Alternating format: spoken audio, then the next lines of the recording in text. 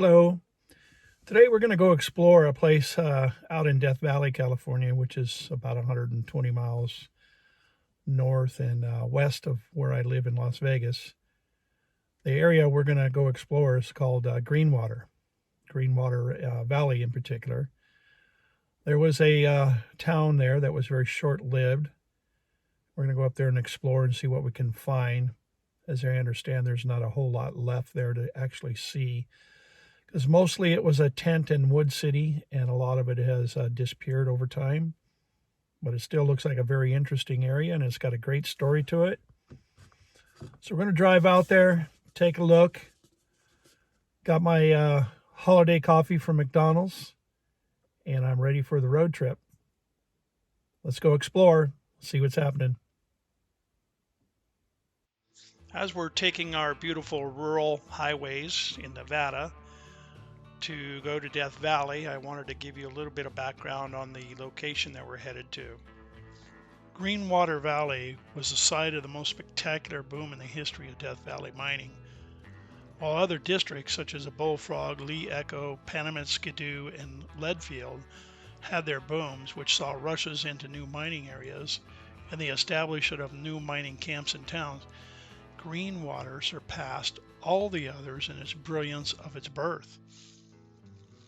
Within a year and a half from the beginning of the rush to Greenwater, the deserted desert was home to over 2,000 inhabitants in 4 different town sites, 73 incorporated mining companies, and was the focal point of over $140 million worth of capitalization. That $140 million in capitalization of 1906 and 1907 equates to about 4.6 billion in today's dollars.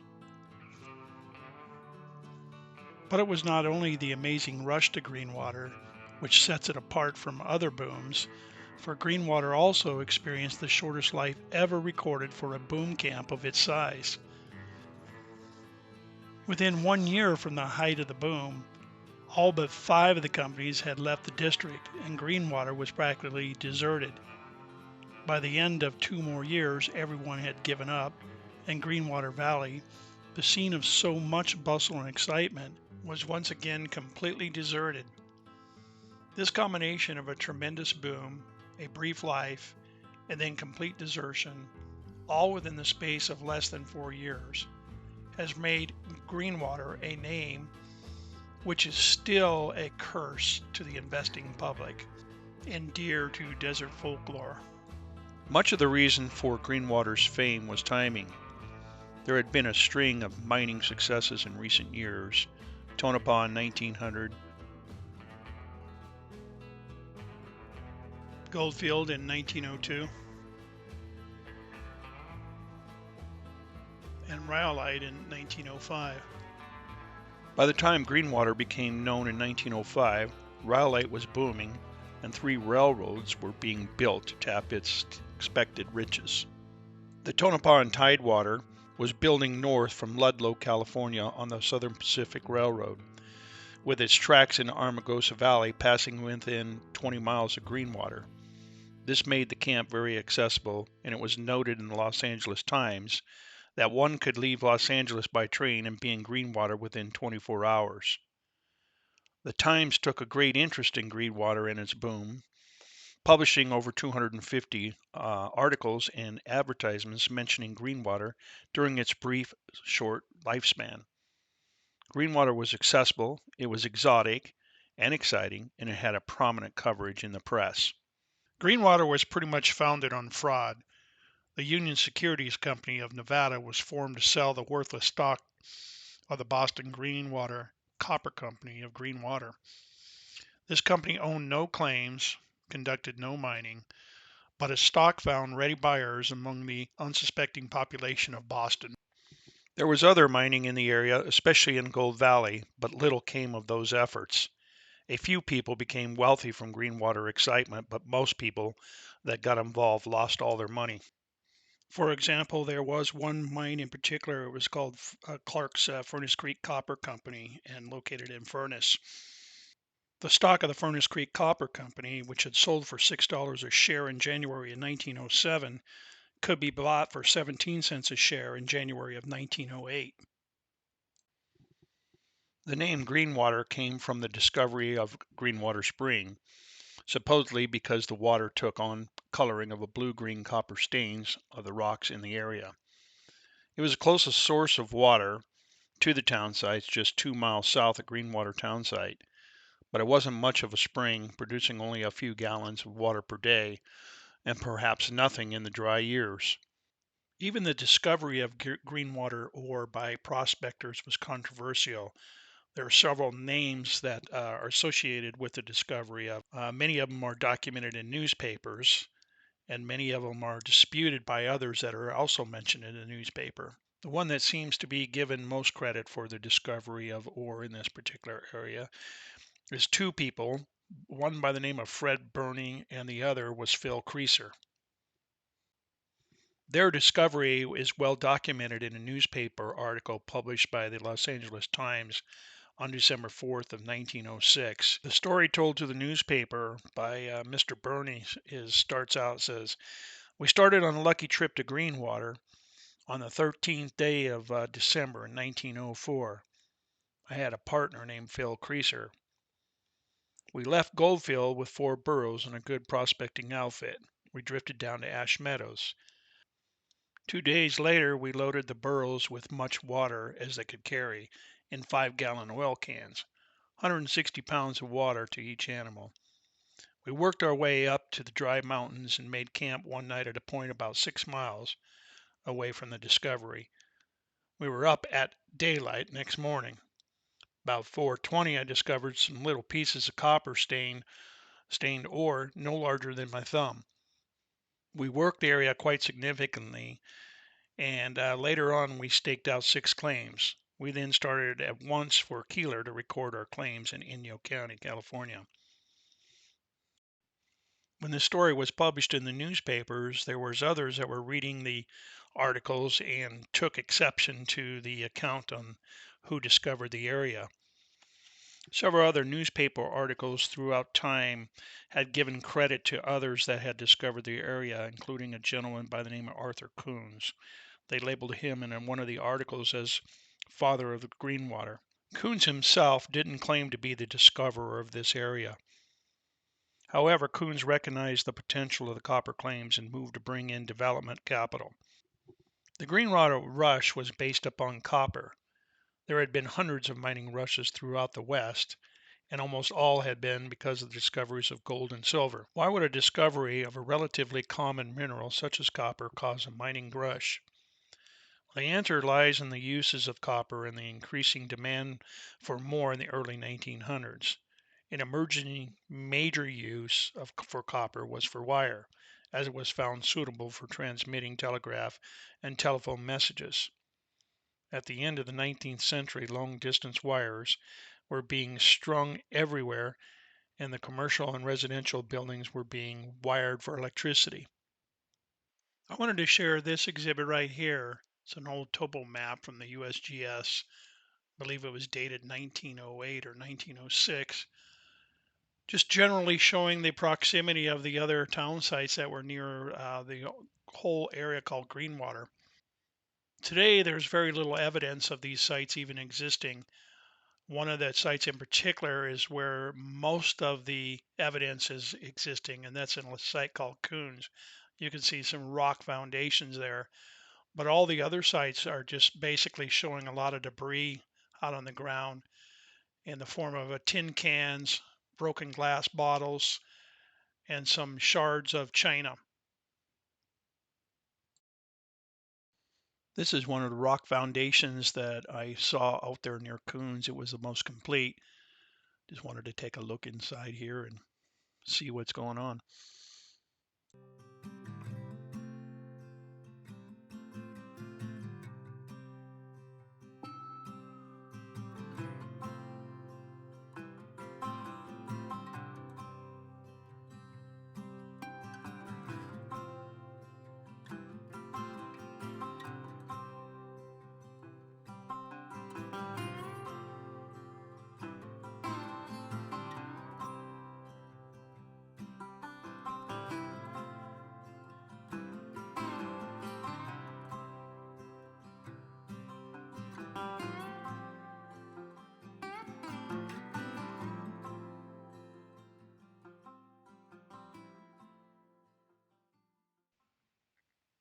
This is basically a side-by-side comparison of the photo that I had shot out there recently compared to what it used to look back in 1906. And you can tell by the outline of the hill behind there that this was the site of Coons.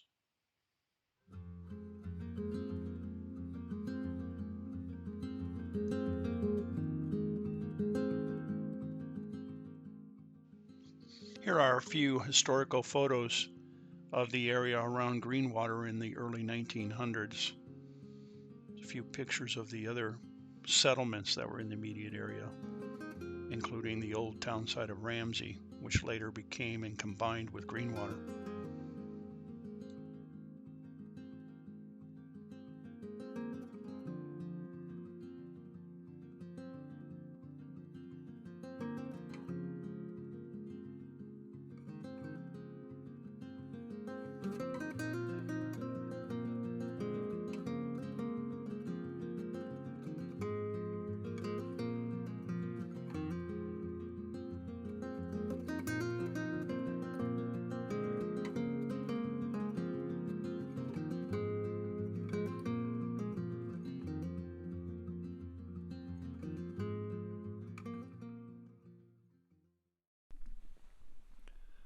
Those mountains in the background, they are what is known as the Black Mountain Range.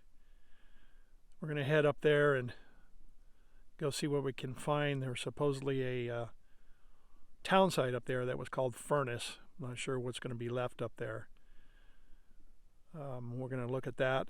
And also there's another mine up there. It was known as Coffin Mine. That came later, like in the 1920s, as I understand. Furnace was one of the sites in early 1900s, like 1907, 1906. Let's go see what we can find. We'll continue up this road and we'll go check it out. Wanted to get a photo of all these cholla cactus that you can see. I like the way the sun's shining on them. I don't know if you guys can see it with this video or not, but we'll find out soon enough when I go download this. But this whole area is full of these cholla cactus, which I understand are very painful should you get stuck by one. Wanted to show you guys this fantastic panoramic view here that I have down here in Death Valley.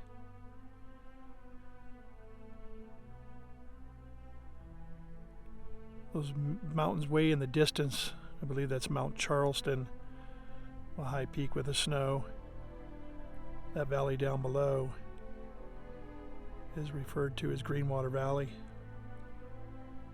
Continuing to pan around, you can see the Funeral Mountains over there in that valley.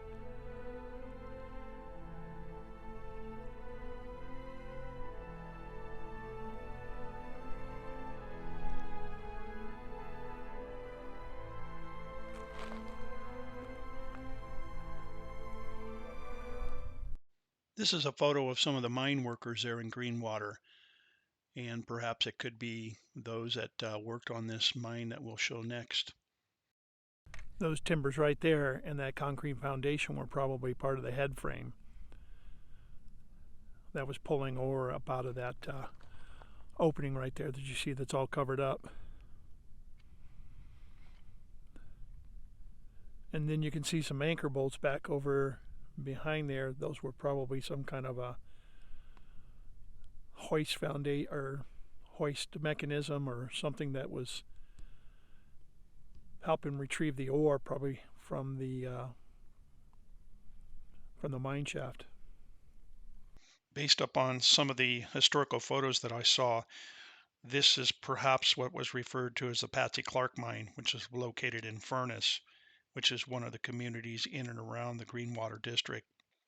When you compare this photo right here that was probably taken around 1906, 1907, it looks very familiar, very similar to the previous photo that was shown here. And this is a peek inside the shaft. As you can see, it's not very stable. That's the reason why they got it all blocked off.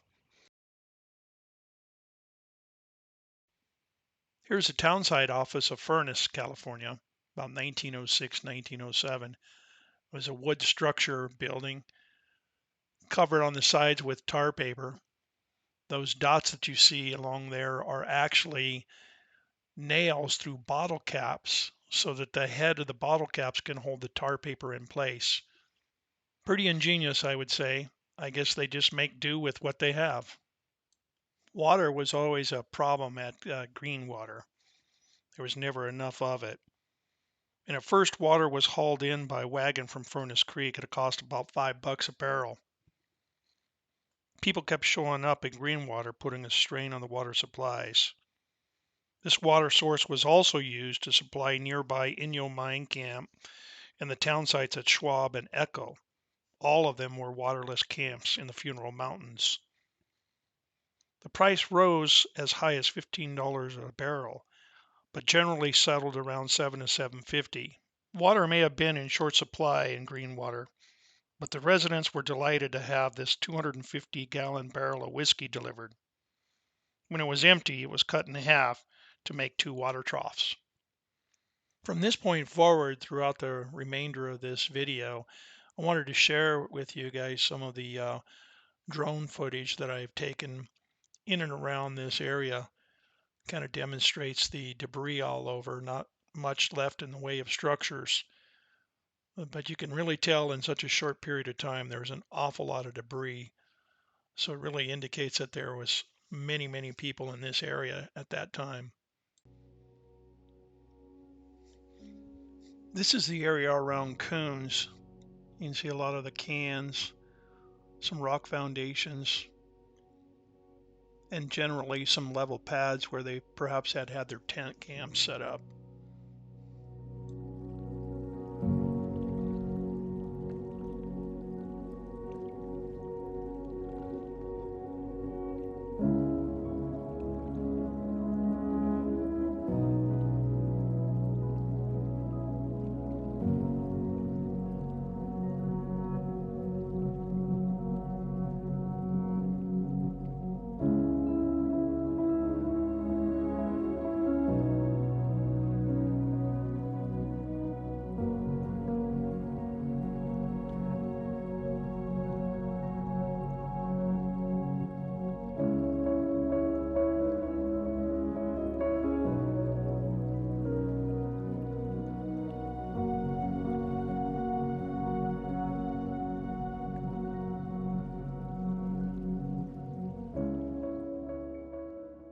This marker depicts the center of Greenwater. People over the years have just gathered trash and put it around there. I'm walking around today in an area called Greenwater.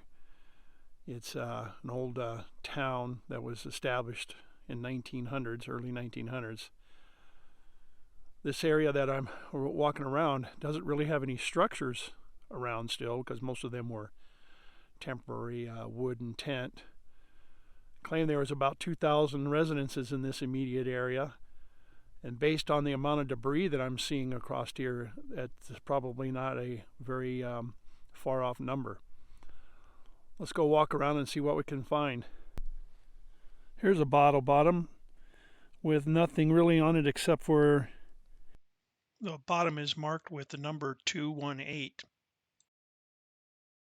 It's got seams on the bottle, so this is probably a pretty old bottle. Here's another bottle bottom. It reads R and Company. Not quite sure what that stands for.